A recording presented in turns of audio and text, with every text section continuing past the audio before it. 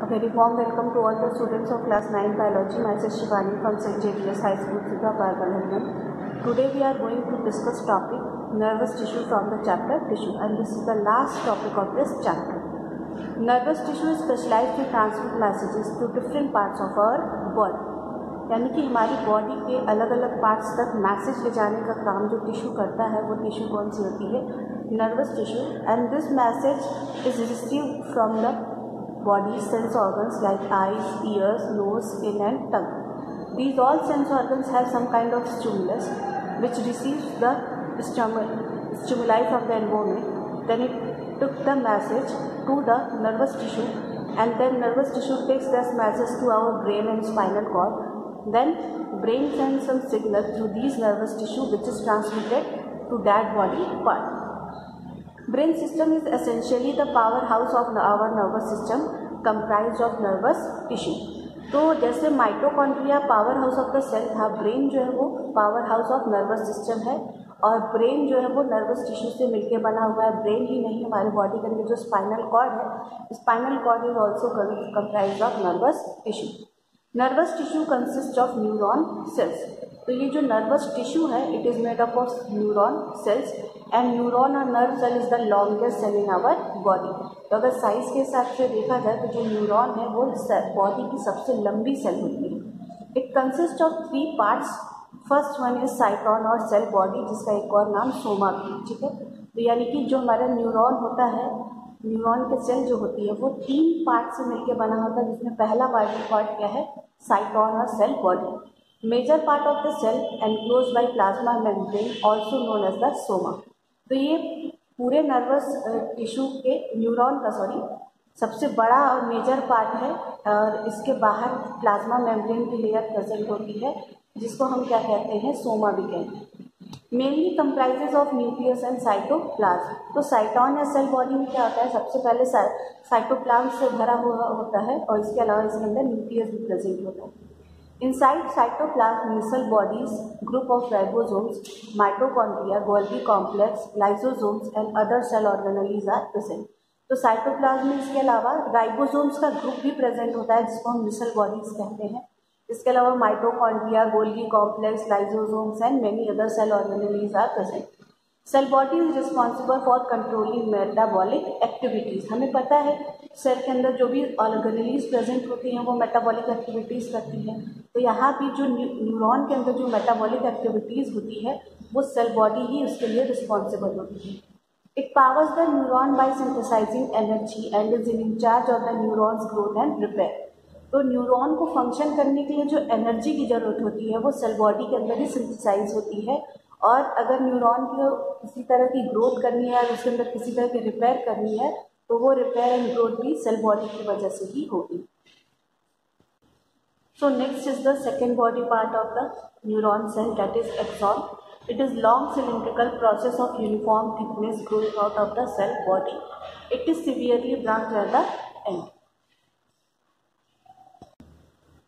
तो एक्सॉन क्या होता है? जैसे सेल बॉडी आप देखेंगे तो थोड़ा सा स्टार शेप का होता है. स्टार शेप से लंबी सी पतली सी डंडी निकलती है, जिसको हम एक्सॉन कहते हैं, और एक्सॉन के एंड में बहुत आपको सीवियर ब्रांचिंग देखने को मिली. जैसे आप एक ट्री को इमेजिन कर सकते हैं.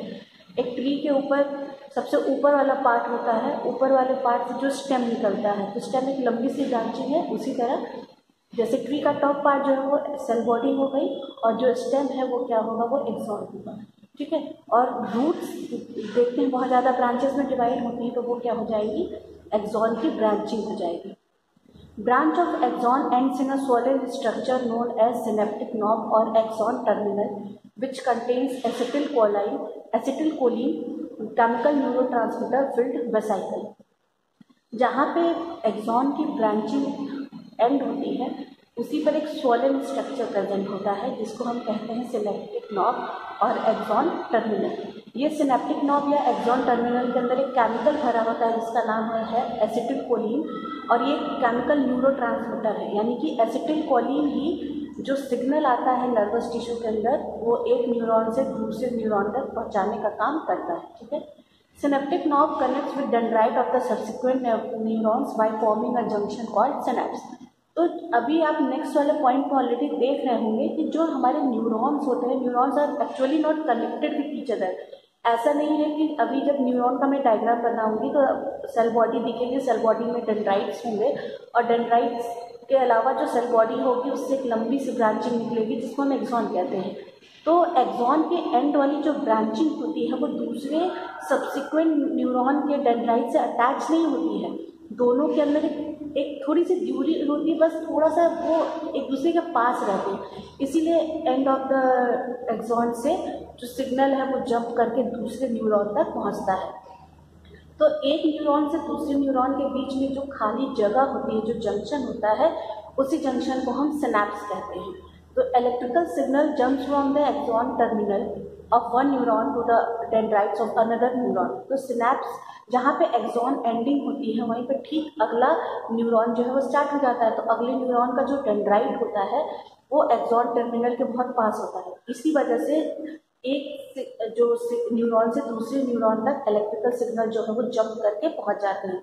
इसलिए मैंने लिखा है कि न्यूरॉन्स आरंट एक्चुअली कनेक्टेड, यानी कि ऐसा नहीं कि जो न्यूरॉन्स है वो एक दूसरे से बिल्कुल जुड़े हुए हैं। Axon is covered with a white fatty layer known as the myelin sheath. जो ये लंबी सी स्टेम है सेल बॉडी की, इसके ऊपर एक फैटी लेयर की कवरिंग होती है जिसको हम कहते हैं myelin sheath. Axon terminal is responsible for transmitting impulses from one neuron to other, यानी कि जो पहले न्यूरॉन के अंदर जो इलेक्ट्रिकल इम्पल्स जनरेट होता है वो आगे के सब्सिक्वेंट न्यूरॉन्स के अंदर एक्सॉन टर्मिनल की वजह से पहुंचता है। यानी कि एक एक्सॉन टर्मिनल तक सिग्नल आया, वो सिनैप्स से जंप करके दूसरे पर जाएगा, दूसरे से तीसरे से, इस तरह से कंटिन्यूअस इलेक्ट्रिकल सिग्नल जो है वो जंप करता रहेगा। The terminal button produce neurotransmitters, a chemical essential for the transmission. ऊपर आपने पढ़ा ही है कि सिनेप्टिक नॉब के अंदर एक वेसाइकल होता है जिसके अंदर एसिटिल कोलिन नाम का केमिकल जो है वो भरा होता है, जो कि न्यूरोट्रांसमीटर है, और ये न्यूरोट्रांसमीटर ही इलेक्ट्रिकल सिग्नल के ट्रांसमिशन के लिए एसेंशियल रोल प्ले करता है।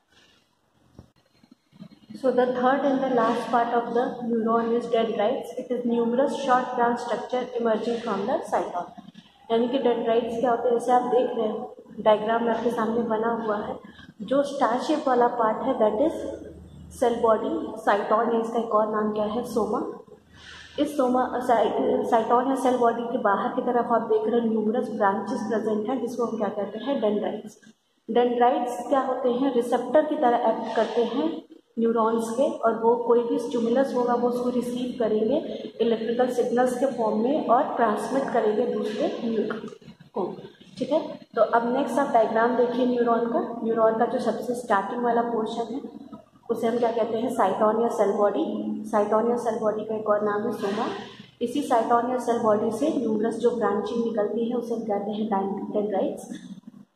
सेल बॉडी के अंदर आप न्यूक्लियस देख रहे हो, इसके अलावा साइटोप्लाज्म भी पूरा फिल होता है। इसी साइटोप्लाज्म के अंदर basal bodies that is group of group of ribosomes, इसके अलावा लाइसोसोम्स और गोल्गी कॉम्प्लेक्स, माइटोकॉन्ड्रिया समेत और भी सारे सेल ऑर्गेनेल्स जो हैं प्रेजेंट होती हैं। फिर सेल बॉडी से पतली सी ब्रांच निकल रही है, उसे हम कहते हैं एक्सॉन।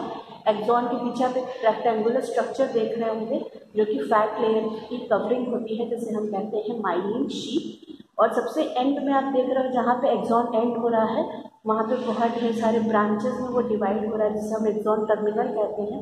और एक्सॉन टर्मिनल के एंड में आप एक सर्कुलर स्ट्रक्चर देख रहे हो, इसे हम क्या कहते हैं, सिनेप्टिक नॉब। और सिनेप्टिक नॉब के अंदर ही एसिटिल कोलिन केमिकल जो है वो फिल्डअप होता है जो कि न्यूरोट्रांसमीटर होता है, जिससे कि जो इलेक्ट्रिकल सिग्नल्स इलेक्ट्रॉन के अंदर न्यूरॉन के अंदर जनरेट होते हैं वो एक न्यूरॉन से दूसरे न्यूरॉन तक ट्रांसमिट होते हैं। नीचे आप एक छोटा सा डायग्राम देख रहे हो जिसमें मैंने आपको दिखाया है कि जैसा कि मैंने पहले बताया था कि neurons are not connected to each other. तो आप देख रहे हो जैसे फर्स्ट वाला जो न्यूरॉन है उससे डेंड्राइट्स निकली हुई है, एक्सॉन निकला हुआ है, और सबसे एंड में क्या है, एक्सॉन टर्मिनल। ठीक है, इसी एक्सॉन टर्मिनल के ऊपर क्या प्रेजेंट होते हैं, सिनेप्टिक नॉब। तो जैसे ही फर्स्ट न्यूरॉन के अंदर इलेक्ट्रिकल सिग्नल जनरेट होगा वहाँ पे जो एसिटिल कोलिन होगा इस सिग्नल को रिसीव करेगा। अब देखिए जो पहले न्यूरॉन और दूसरे न्यूरॉन के बीच में जो खाली जगह आपको दिख रही है इसी को हम सिनैप्स कहते हैं। यही जो जंक्शन होता है इसी को हम क्या कहते हैं, सिनैप्स। ठीक है, अब यहीं से एसिटिल कोलिन जो है वो सिग्नल लेके जंप करेगा to the dendrite of second neuron, और फिर वहाँ से सेल बॉडी से होते हुए एक्सॉन से एक्सॉन टर्मिनल में जाएगा सिग्नल, फिर वहाँ से फिर सिनेप्स प्रेजेंट है, फिर जंप होगा, फिर डेंड्राइट्स जो है वो इस इलेक्ट्रिकल सिग्नल को रिसीव करेंगे और इसी तरह न्यूरॉन्स के अंदर जो सिग्नल है उसका ट्रांसमिशन होता है। So that is for today. This is the end of the chapter tissue. In the next video, we will start with a new chapter. Till then, take care. Stay home, stay safe, and kindly complete your copies of this chapter. Thank you for watching the video.